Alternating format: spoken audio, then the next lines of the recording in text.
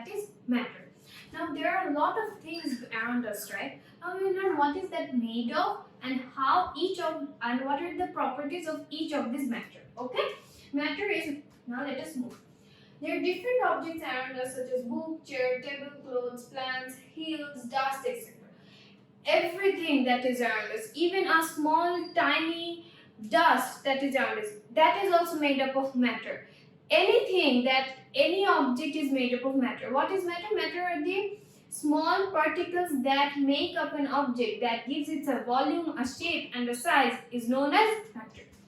Okay, there are four properties of matter. Okay, matter has weight, matter has volume, matter has size, and matter has shape. Like matter has weight, that means you can see we can measure its weight, how heavy it is or how light it is. Okay, that is known as matter has weight. Next is what is volume. How big is it? How big is it or how small is it? How much space does it take? That is known as volume. Next comes shape. What shape is it? Is it a circle? Is it a random shape? It is a rectangle or a square or a triangle. That is how we identify what shape is. And the last that comes is size.